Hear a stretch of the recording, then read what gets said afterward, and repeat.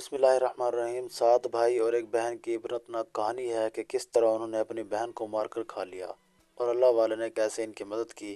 آئیے اس واقعے کو سنتے ہیں۔ یہ اس وقت کی بات ہے جب جاہلیت کا دور تھا، جب انسان کا کوئی شعور نہ تھا، جب آدمی جانوروں کا شکار کرتے اور عورتیں گھر کا کام کاج کرتی تھیں اور بچے سنبھالتی تھیں۔ ایک گاؤں تھا جہاں سبھی ہندو تھے۔ انہی میں سے 7 بھائی اور ان کی ایک بہن ایک ساتھ بڑے پیار و محبت سے رہا کرتے تھے۔ ان کے ماں باپ دنیا میں نہیں تھے۔ بھائی اپنی بہن سے بہت محبت کرتے تھے۔ ساتوں بھائی صبح سویرے ہی کام کے لیے نکل جاتے تھے اور ان کی چھوٹی بہن گھر کے کام کاج کر کے سب کے لیے کھانا پکاتی تھی۔ ساتوں بھائی روزانہ شکار پر جاتے اور شکار کر کے لاتے۔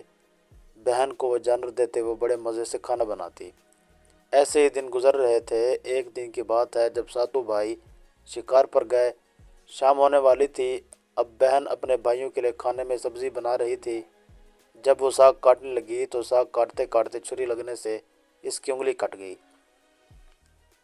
خون کی دھار بہتی جا رہی تھی۔ وہ پریشان ہو گئی کہ میرے بھائی یہ خون دیکھیں گے تو دکھی ہو جائیں گے۔ یہ دیکھ کر وہ چادر سے خون صاف کرنے ہی لگی تھی۔ پھر اس کو خیال آیا کہ میرے بھائی کپڑے پر خون کے دھبے دیکھیں گے تو پوچھیں گے کہ خون کہاں سے آیا۔ اب اس کے ذہن میں خیال آیا کہ میرے بھائیوں کو تو خون سے ہی صاف نظر آ جائے گا۔ اب وہ بے چین ہو کر یہاں وہاں دیکھ رہی تھی تو اس نے تھال میں ساگ دیکھا۔ اسی ساگ سے اس نے نہ رکنے والے خون کو انگلی دبا کر صاف کرنا شروع کر دیا۔ جب تک خون رکا نہیں وہ صاف کرتی رہی۔ اب خون رک چکا تھا، کافی دیر ہو چکی تھی۔ اس نے سبزی یوں ہی پکا لی۔ جب بھائی شکار سے واپس آئے تو بہن نے دیکھا ان کے سامنے کھانا رکھا اور انہوں نے کھانا مزے لے کر کھایا۔ کیا یہ تو سبزی بڑی اچھی بنی ہے۔ کھانا سارا ختم ہو گیا تھا۔ بہن اپنی تعریف پر خوش تھی۔ اس کے بعد ساتوں بھائی سو گئے۔ پھر وہ اگلے دن اٹھے تو شکار پکڑنے کے لیے جنگل کی طرف چلے گئے۔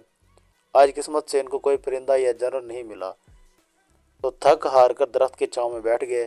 باتوں ہی باتوں میں رات کے کھانے کے بارے میں بات کرنے لگے تھے کہ ایسا شاندار کھانا آج تک نہیں کھایا۔ اس میں نہ جانے کون سا مسالہ بہن نے ڈالا ہوگا کہ ہم انگلیاں چاٹنے لگے تھے۔ چلو آج گھر جا کر اپنی بہن سے ملیں گے اور کہیں گے کہ کیا راز ہے۔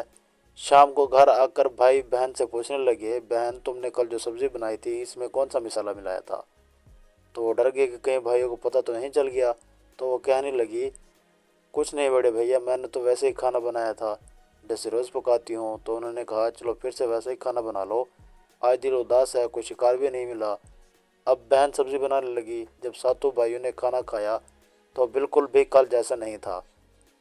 بڑے بھائی نے کہا، بہن تم نے ابھی جو سبزی بنائی ہے وہ کل جیسی بالکل نہیں ہے، کچھ تو ڈالا تھا تم نے اس میں، قسم ہے کہ سچ بولو۔ تو بہن نے ڈرتے ڈرتے سب کچھ بتا دیا۔ اب 6 بھائی تو حیران تھے کہ بہن کا خون کھانے میں ملانے اور کھانا اتنا لذیذ ہو گیا۔ اگر اس کے خون کے قطرے سبزی کو اتنا زیادہ مزیدار بنا سکتے ہیں کہ ہم انگلیاں چاٹنے لگیں اور بار بار دل کر رہا ہے کہ وہی سبزی ہم کھائیں تو اس کے گوشت کی کیا بات ہوگی۔ اگر ہم اپنی بہن کا گوشت کھا لیں تو کتنا زیادہ مزیدار ہوگا کہ ہم کھاتے ہی رہ جائیں گے۔ رات کو وہ سونے کے لیے لیٹے تو انہیں نیند نہیں آ رہی تھی۔ رات کو انہوں نے منصوبہ بنایا اور سو گئے کہ بہن کا گوشت کھائیں گے۔ اور صبح بھولی بھالی بہن جو بھائیوں کو بہت چاہتی تھی پیار سے انہیں کام پر بھیجنے لگی۔ سب سے چھوٹا بھائی جو 7ویں نمبر پر تھا وہ بہت اداس تھا۔ وہ ان کے منصوبے میں شامل نہیں تھا۔ وہ اپنی بہن کو کیسے بچاتا؟ 6 بھائی ایک طرف اور یہ اکیلا تھا۔ اسے وہ ظالم لگے جو زبان کے ذائقے کے لیے بہن کو مار دینا چاہتے تھے۔ اب وہ شکار کے لیے چلے گئے۔ شکار کے بعد انہوں نے ایک اونچے ٹیلے پر درخت سے لکڑی کاٹ کر اس کو ایسے بنایا کہ بہن کو لگے کہ وہ رہنے کی جگہ ہے۔ ان کا ارادہ یہ تھا کہ بہن کو یہاں لائیں گے اور اس کو اس بانس سے باندھ کر اس کو تیر مار کر مار ڈالیں گے۔ اگلے روز بھائی بولا، بہن اب تم بڑی ہو گئی ہو، تمہاری شادی کے لیے ذمہ داری ہم پر ہے۔ ہم نے تمہارے لیے خوبصورت اور محنتی لڑکا بھی دیکھ لیا ہے۔ شام کو اس کے گھر جائیں گے، تم بھی سج سنور کر اچھے کپڑے پہن کر تیار ہو جانا اور ہمارے ساتھ چلنا۔ بہن شادی کو سن کر بڑی خوش ہوئی۔ جلدی سے ماں کے دلہن والے کپڑے نکال کر پہننے لگی اور تیار ہو گئی اور گھر سے نکل گئے۔ وہ 7 بھائی اور ایک بہن پیدل چلنے لگے۔ جب چلتے چلتے بہن تھک گئی تو اس نے کہا، بڑے بھیا میرا ہونے والا سسرال کب آئے گا؟ بڑے بھائی نے کہا، بس صبر کرو، تھوڑا سا رک جاؤ۔ اب وہ لوگ اسی جگہ پر پہنچ گئے تھے۔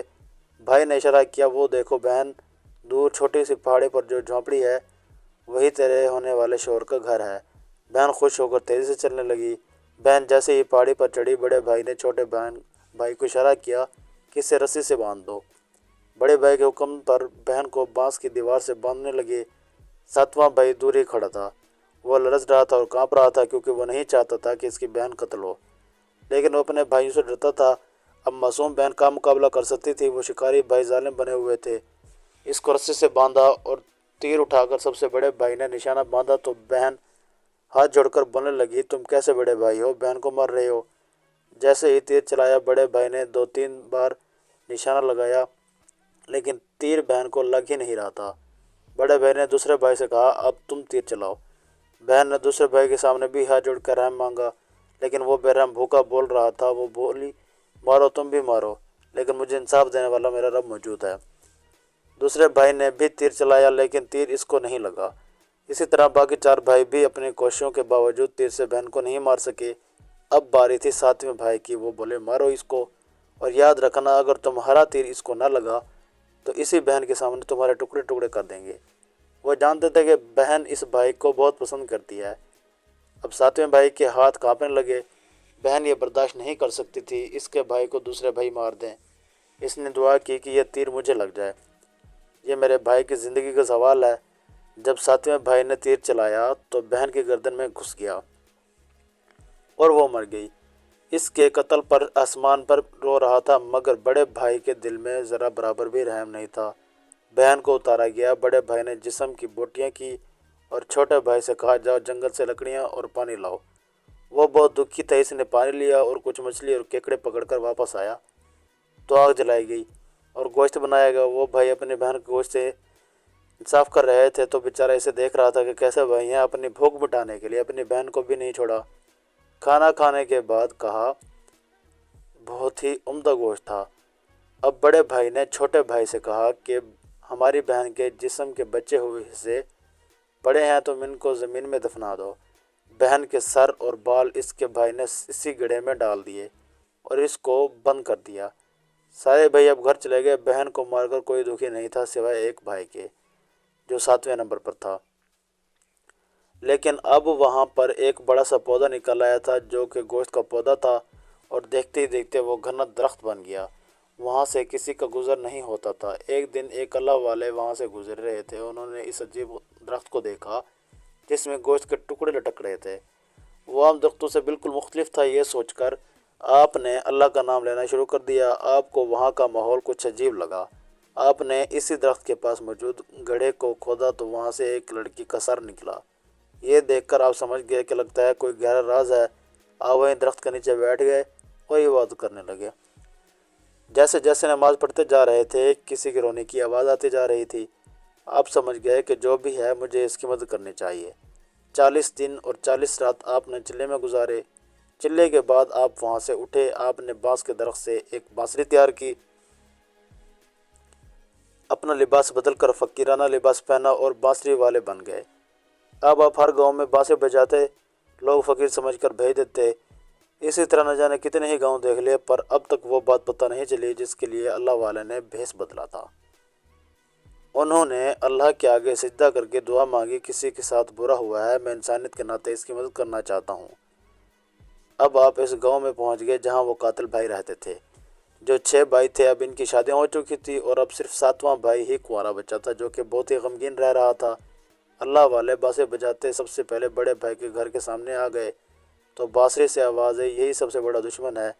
दरवाजे पर यह आवाज़ बड़े भाई ने सुनी, इसको पहचान लिया। इसके पसीने छूट गए। इसने अपनी बीवी से कहा, इस फ़कीर को भीख देकर भेज दो, जल्दी से निकालो इसको यहाँ से। बीवी ने ऐसा ही किया। वहाँ से अल्लाह वाले आगे बढ़े। दूसरे भाई का घर आया। बांसुरी से फिर इसी तरह की आवाज़ आई। दूसरे भाई का भी रद्द अमल पहले भाई जैसा था। इसी तरह अल्लाह वाले बांसें बजाते बजाते 6 भाइयों के घर गए। वो सब खौफ से कांप रहे थे कि अब तो बस्ती वाले हमारे इस गुनाह के बारे में जान जाएंगे। इसके बाद अल्लाह वाले सबसे आखिरी 7वें भाई के दरवाजे पर पहुँचे। एकदम बांसुरी से आवाज़ आई, अल्लाह वाले देखें, ये है मेरे छोटे भाई का घर,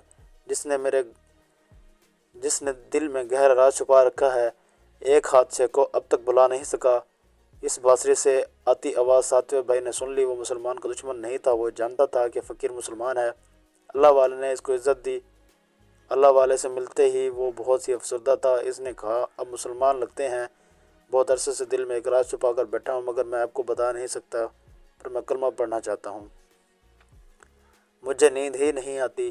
آپ نے کہا اگر تم دل سے مسلمان ہونا چاہتے ہو تو میں اسی وقت تمہیں مسلمان کر سکتا ہوں، کلمہ پڑھا سکتا ہوں، لیکن تم نے اسلام کے راستے پر چلنا ہے، جھوٹ نہیں بولنا، ہمیشہ سچ کا ساتھ دینا ہے، ہمیشہ اللہ سے ڈرنا ہے۔ اس نے وعدہ کیا۔ اس کے بعد آپ نے پہلا کلمہ پڑھا کر اسے مسلمان کر دیا۔ اسی رات آپ نے وہیں بیٹھ کر عبادت کی۔ چھوٹے بھائی نے بھی نماز پڑھی۔ تہجد کے وقت اس نے پوچھا حضرت یہ بانسری آپ کے پاس کہاں سے آئی؟ تو اللہ والے نے اپنی ساری روایات سنا دی۔ پھر وہ بولا مجھے کچھ کام ہے، ایسا کرو اسے بہت سنبھال کر رکھنا اور اسے کسی کو نہیں دینا، یہ بہت ہی قیمتی بانسری ہے، میں واپس اس بستی سے گزروں گا تو تم سے لے لوں گا۔ یہ کہہ کر وہ چلا گیا۔ وہ بھائی سے بانسری کا خیال رکھتا تھا، وہ نماز پڑھتا تو اسے سکون آ جاتا تھا، جو سالوں سے بے چینی تھی وہ اب ختم ہونے جا رہی تھی۔ کچھ ہی دنوں کے بعد اللہ والے اس کے پاس آئے۔